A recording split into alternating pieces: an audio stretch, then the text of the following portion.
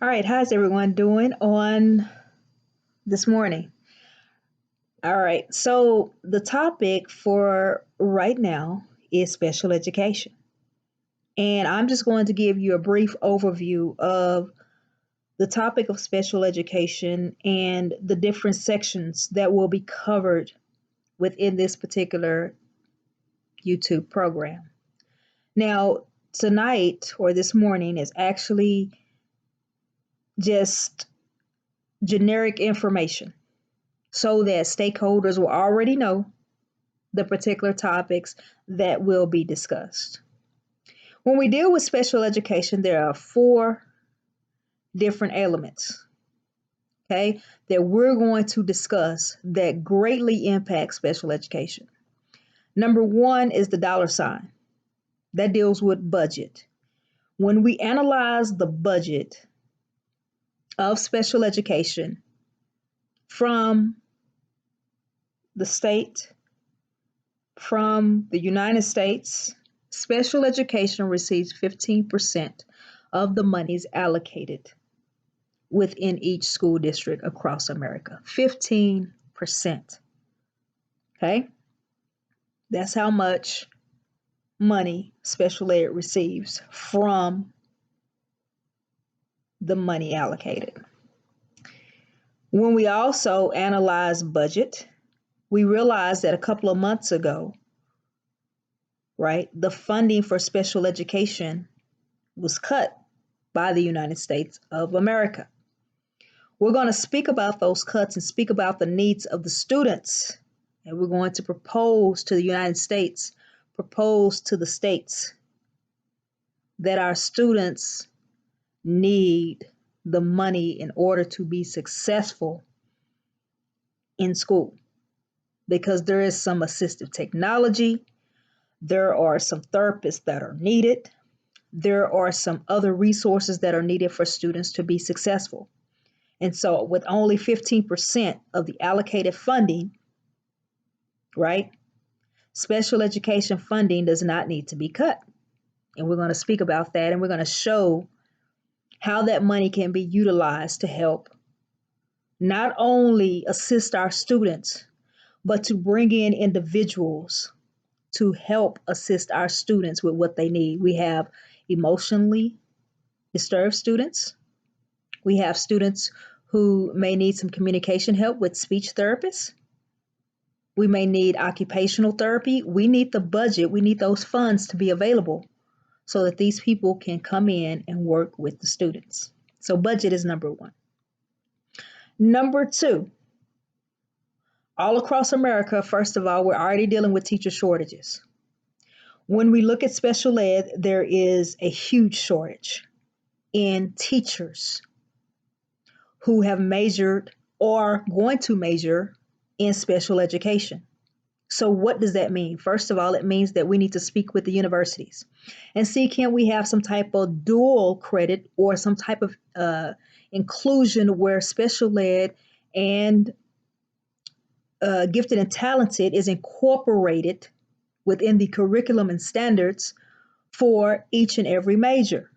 Because we want teachers to come out of college ready for challenging behaviors, ready for challenging when students are just extremely wise and intelligent.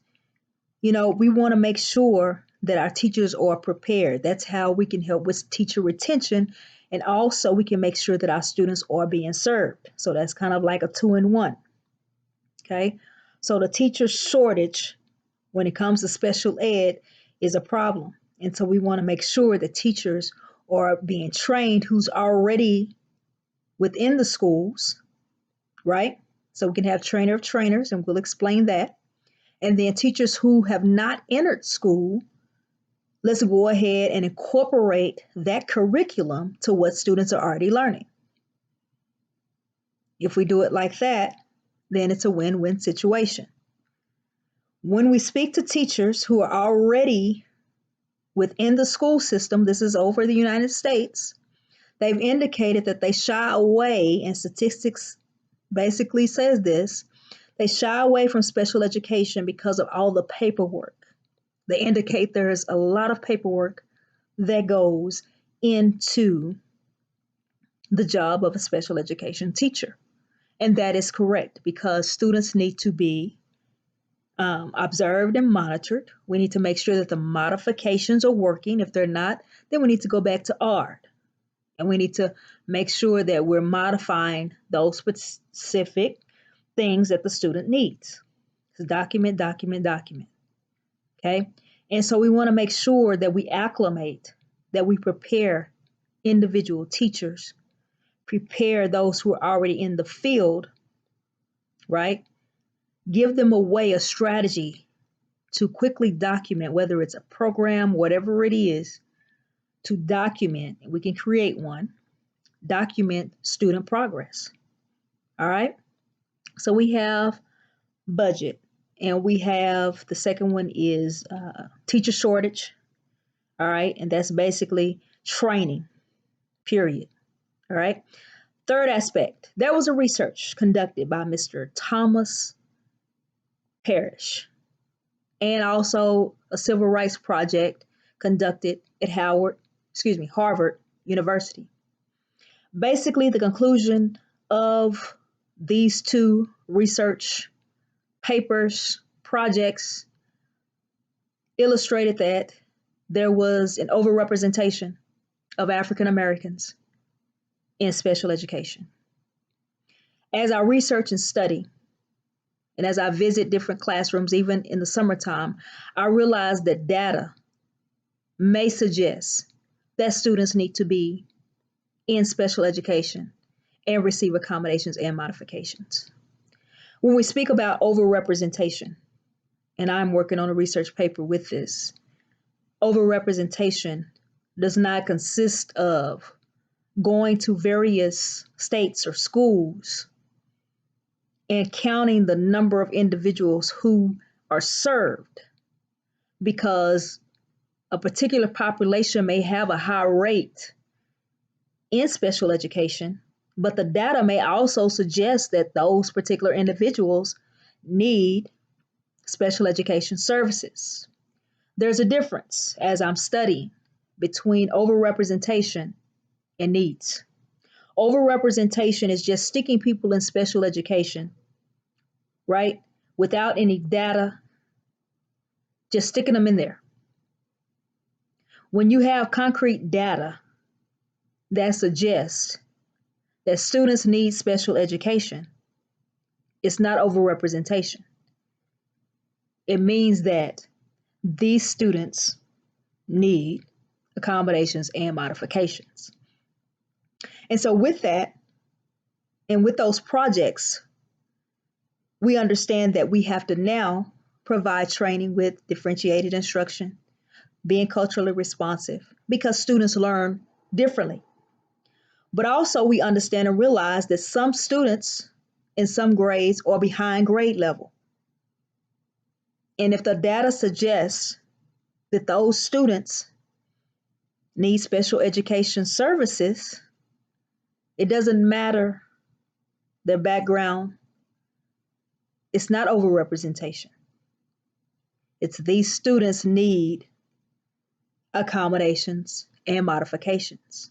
And what usually happens as we had a forum is that individuals, teachers sometimes suggest that they do not refer students to special education because they don't want to go over the quota for the number of individuals who can receive special education. And what happens is when there are state assessments, when there's particular tests, and the student is not meeting that standard, right? Then we wonder what happened. And what's happening is that teachers, some teachers all over the land and country, they refuse to refer students because they don't want to get dinged for having an overrepresentation. And so I would propose that individuals begin to look at the data of each individual student. And if that student really needs accommodations and modifications, it doesn't matter how many students from a particular culture need those things provided. Provide it for them. Make sure they have it. Now, I understand that if the data says this student is a high achiever and they're placed in special education, then that will be a problem. But if we are analyzing and looking at the data of students within particular schools, then it's very important that if that student needs special education services, that they actually receive those services. Okay, so we're going to be looking at that. Then, of course, the last aspect relates to the fact that our students are most important. All of these things that we're speaking about for special education or for gifted and talented programs needs to be in the best interest of our students. Our students need the services. They need the occupational therapists. They need the social workers, on each campus to work with students. We have counselors, but the budget is most important because that allows schools to obtain resources for the students. And statistics suggest that there is an increase of students who need special education services. There is an increase. We also need teachers who are trained. We become trainers of trainers. We need universities to work with us, colleges to work with us, and equip teachers with the right lessons as far as gifted and talented special education, so that when they come into the classrooms, they will already be ready and understand how to deal with certain things. It won't be any surprises. That's why teachers leave. Okay. And then, of course, we have researchers.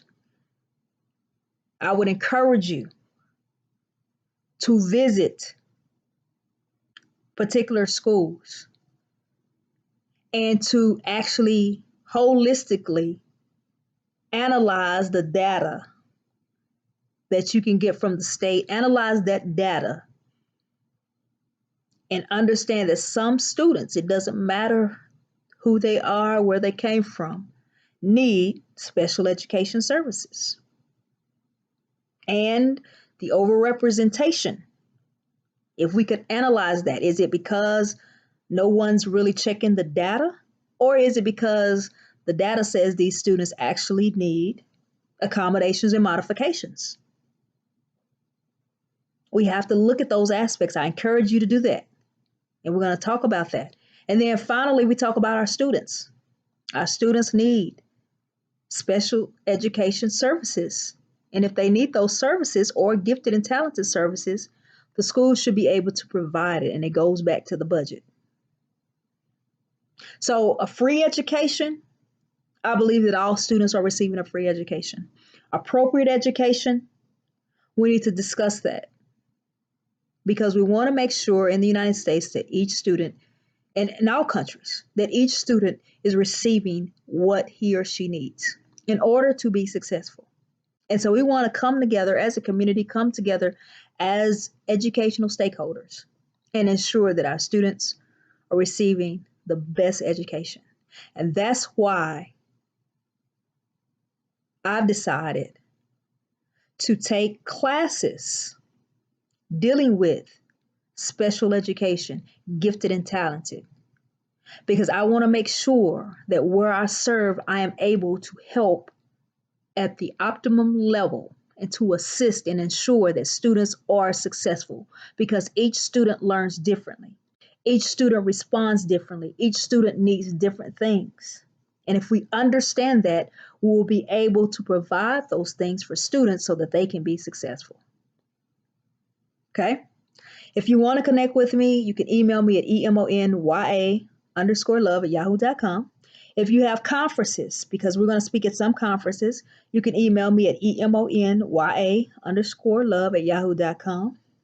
If you want to join a forum, email me because we're going to have a blog and a forum.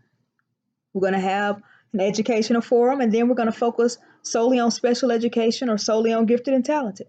We want to make sure that we're focusing on each of those aspects. All right. So join me on next week as we have another segment Relating to special education, we're going to talk about budgeting and we're going to talk about teacher shortages in the field of education and what we can do as educators, as stakeholders to best assist our students. Thank you so much for tuning in this morning. Once again, my email is emonya_love@yahoo.com. Be sure to share this YouTube video. Be sure to tell your family and friends. And be sure if you want to come on and share some things or you want to have dialogue or conversation, that's great. Thank you so much for tuning in and have a blessed morning.